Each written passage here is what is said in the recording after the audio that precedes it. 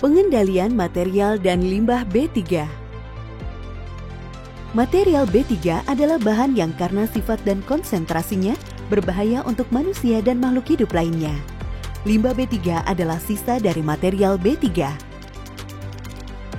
Teknik pengendalian material dan limbah B3 dapat dimulai dengan pengurangan atau pembatasan limbah B3.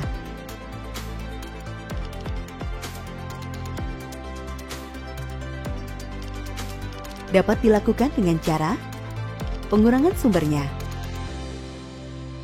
penggunaan produk yang dapat didaur ulang. Terdapat kebijakan perusahaan dalam pengaturan pembelian alat atau material yang ramah lingkungan. Mengidentifikasi karakteristik material dan limbah B3 melalui MSDS. Pemilihan dengan melihat simbol dan label sesuai dengan karakteristik material dan limbah B3.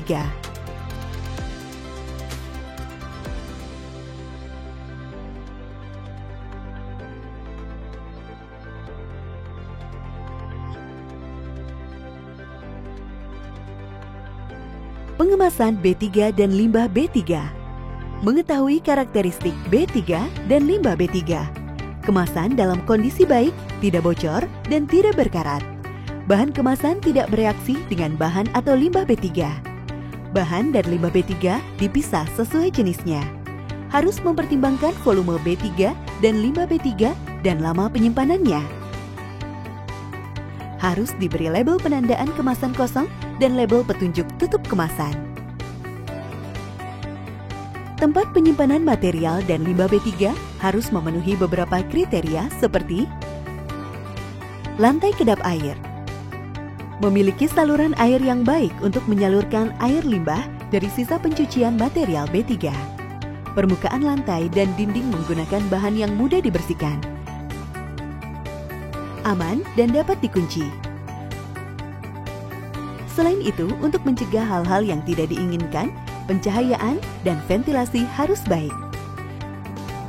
Konstruksi dapat mencegah masuknya hewan pengganggu dan serangga.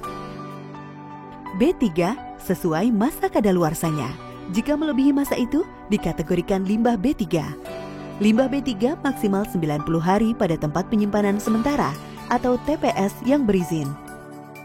Instansi yang berwenang mengeluarkan izin TPS B3 adalah BLH atau Badan Lingkungan Hidup, kota atau kabupaten setempat.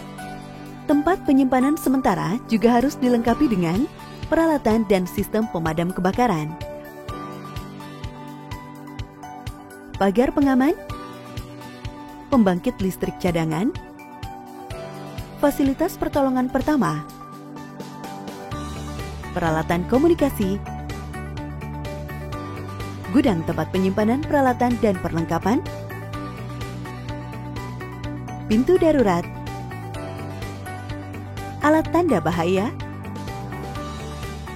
keterangan koordinat lokasi. B3 dan limbah B3 cair harus diangkut oleh jasa pengangkutan B3 dan limbah B3 yang sudah mendapatkan izin dari instansi yang berwenang atau Kementerian Lingkungan Hidup. Pengangkutan menggunakan forklift harus menggunakan alat penyekat untuk mencegah benturan. Kelas pengangkutan disesuaikan dengan karakteristik limbah B3.